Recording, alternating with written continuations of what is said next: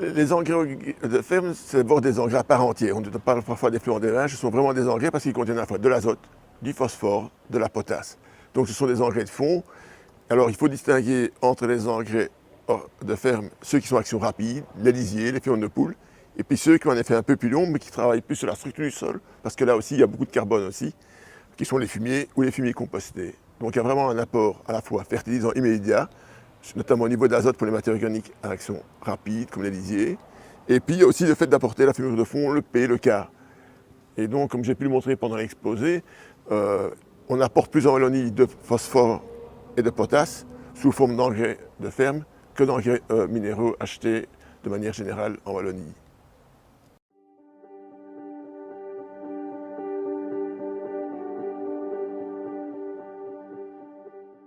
Un peu aussi, parce que le lisier, malgré tout, il a quand même, enfin c'est pas paradoxal à dire, mais un lisier où on a un tout petit arrière-effet l'année suivante, et même s'il y a moins de carbone. Alors par contre, quelque chose qui n'a pas d'effet sur la structure du sol, qu'on entend parfois poser régulièrement, c'est le lisier méthanisé.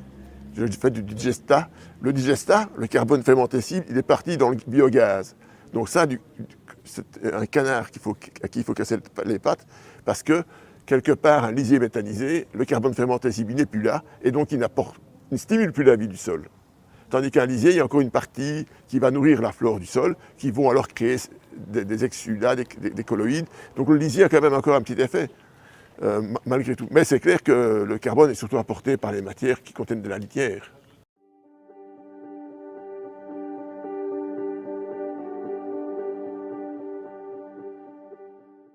Les engrais de ferme, la première chose, c'est de les apporter en quantité, j'allais dire, de bien les répartir.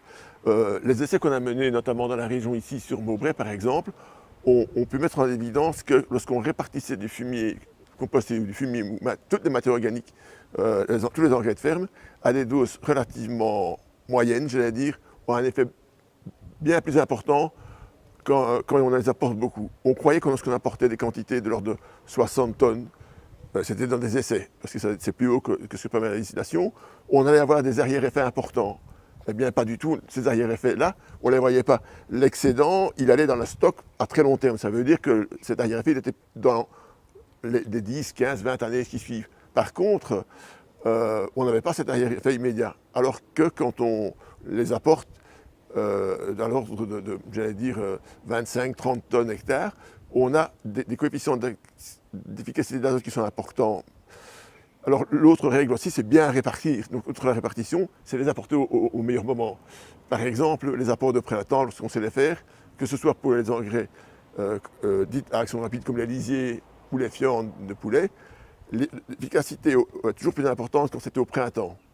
Et j'allais dire que la qualité de la répartition est importante aussi, notamment pour les lisiers, le système de tuyaux traînés, de patins, tout ce qui permet de répartir au sol pour éviter de mettre du lisier en projection dans l'air sur une petite gouttelette.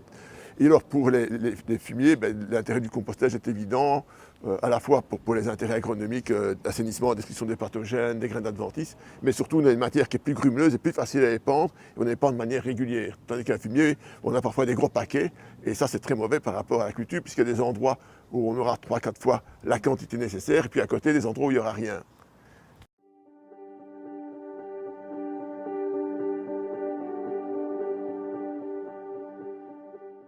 Alors le compostage, quand on parle de compostage en région wallonne, que ce soit Pierre Luxon ou moi-même, on parle toujours de compost, par rapport par les Français, des composts jeunes.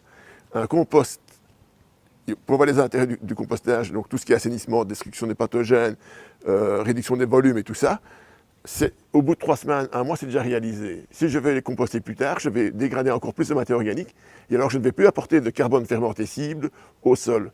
Et des vieux composts, par exemple, ou des vieux fumiers, s'il n'y a plus de carbone fermentescible, je ne vais plus nourrir la microflore du sol.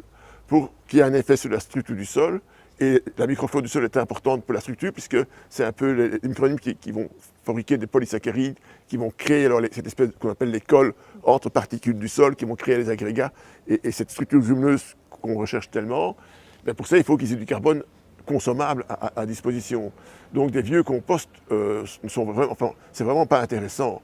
En plus de ça, quand on fait des composts qui durent longtemps, mais malgré tout, comme ça se fait à l'extérieur, il y a un risque que la potasse qui est contenue dans les fumiers compostés soit lessivée, parce que quelque part, la potasse, c'est l'élément le plus mobile, il vient des urines. Et donc forcément, il est très mobile.